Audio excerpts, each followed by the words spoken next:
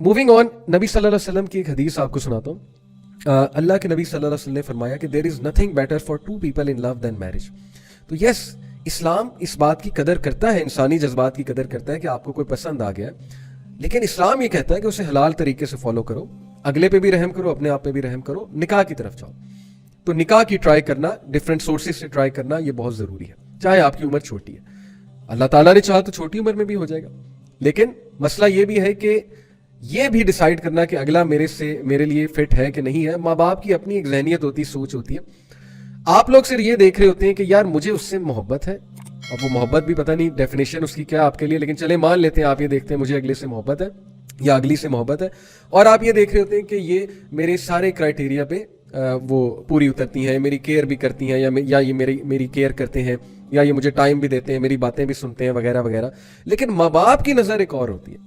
वो देख रहे होते हैं बड़े एंगल से कि यार दोनों खानदान आपस में चल सकते हैं कि नहीं चल सकते. उन्हें वो प्रॉब्लम्स, मसाइल, वो मसाइल पता होते हैं हमारी सोसाइटी के, जो आप अभी नहीं देख सकते, जो आपको अभी नहीं समझ आ सकते. इसलिए माँ बाप को बिल्कुल ही साइड पे करके ये कहना कि नहीं मैंने करना ही यहाँ पे है, मैंने जो मर्जी आप कर लें, मैं तो बस यहीं जाऊंगा या जाऊंगी. तो most of them I have seen ending up in divorces या ending up in depression when they come to know after marriage कि यार वाकई मसले तो बहुत है.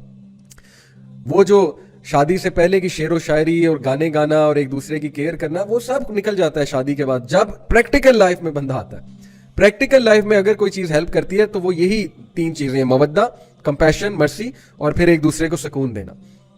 इसलिए डिसीजन लेते हुए भी बहुत अक्लमंदी का मुजाहरा करें, और ये अक्लमंदी हर कोई नहीं दिखाता है, क्योंकि जब बंदा इस स्टेट में होता है तो उसको समझ कोई नहीं आती. आप जितनी मर्जी सेंस उसमें पुट करने की कोशिश करें, तो अल्लाह से दुआ करें कि उसमें कुछ सेंस आ जाए और उसको समझ आ जाए कि यार जिससे मैं शादी करने जा रहा हूँ, मैंने हर एंगल से देखना है कि क्या हर एंगल से ये मामला मेरे लिए ठीक है. सिर्फ ये नहीं कि मुझे पसंद है और बस लेट्स गो फॉर इट. ये तो बेवकूफाना एक सोच है ना. So this does not suit a मोमिन. मोमिन अक्लमंद होता है. रसूलुल्लाह सल्लल्लाहु अलैहि वसल्लम का मोमिन जो है वो बहुत अक्लमंद होता है, अकल से काम लेता है.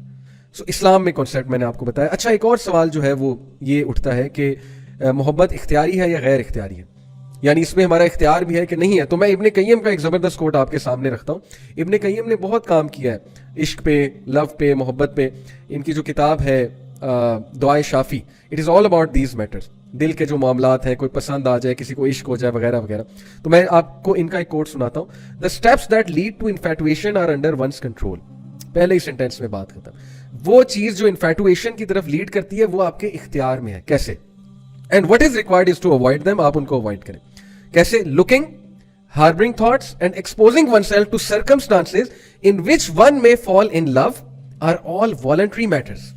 इख्तियारी है. कैसे? आपका देखना इख्तियारी है, आपका सोचना इख्तियारी है, आपका उन महफिलों में, उन सर्कमस्टांसेस में अपने आप को इन्वॉल्व करना, एक्सपोज करना इख्तियारी है, जिससे ये चीज स्पीड पकड़ेगी, जिससे ये चीज जान पकड़ेगी. कैसे?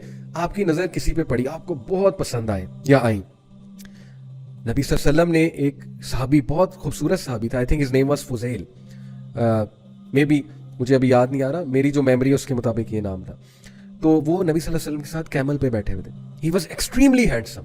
हज के मौके पे अल्लाह के नबी सल्लल्लाहु अलैहि वसल्लम से एक खातून, क्योंकि हज के मौके पे पर्दा नहीं होता ना, तो वो उनका निकाब नहीं था, उनका चेहरा ओपन था, वो नबी सल्लल्लाहु अलैहि वसल्लम से कोई मसला दरियाफ्त करने आई. तो वो जो सहाबी थे, he was looking at her and the women also started looking at him. अल्लाह के नबी सल्लल्लाहु अलैहि वसल्लम ने उनका चेहरा यहाँ से पकड़ के इस तरफ कर दिया. क्या दर्स देता है हमें ये चीज. और फिर जो अल्फाज कहे अल्लाह के नबी सल्लल्लाहु अलैहि वसल्लम ने, सही बुखारी में, ही सेड के आई डू नॉट ट्रस्ट शैतान विद दीज टू उम्मतीज, यानी मैं, ये जो मेरा उम्मती है और ये जो खातून है, इन दोनों के हवाले से मैं शैतान को ट्रस्ट नहीं करता. ठीक है, आप कहें कि ये बहुत नेक है, वो बहुत नेक है, कुछ नहीं होगा, लेकिन शैतान तो बीच में है ना. शैतान तो बड़ों बड़ों को वर्गला गया. तो अल्लाह के नबी सल्लल्लाहु अलैहि वसल्लम ने उनका चेहरा फेर दिया. साबित ये हुआ कि ऐसी जगहों पे जाना जहां you are bound to fall into this thing. Cafes में जाना, वहां जाके बैठना, तैयार होके जाना, अपने आप को फितने में एक्सपोज करना, अटेंशन सीख करना, यू नो, जानबूझ के कि मुझे अगला देखे, जरा नजरें मिले, जरा वो फीलिंग आए ना, बॉलीवुड मूवीज की फीलिंग आए, जरा मजा आए और सीन क्रिएट हो, तो जानबूझ के ये हरकतें करना, ऐसे गाने सुनना जो आपको प्यार और सो कॉल्ड इश्क और मोहब्बत की तरफ लेकर जाए, तो ये सब इख्तियारी है, लेकिन आप कर रहे हैं. और फिर जब आप इस तरफ चले जाते हैं तब इंसान कहता है ये तो गैर इख्तियारी था, मेरे तो इख्तियार में नहीं था. सब इख्तियारी है. आपका देखना, आपका सोचना, آپ کا ایکسپوز کرنا اپنے آپ کو ان سرکمسٹانسز سے جن کی وجہ سے آپ اس چیز میں پڑ جاتے ہیں. تو ابن قیم کہتے ہیں کہ but once one takes those steps then what results from what is that is something that a person has no control over. ایک بار پھنس گئے تو پھر جو چیز آپ پہ آئے گی اس میں پھر اس کے اوپر کنٹرول آپ کے لیے بہت مشکل ہے. پھر آپ یہ کہیں گے کہ لو جی اب تو یہ میرے اختیار میں نہیں.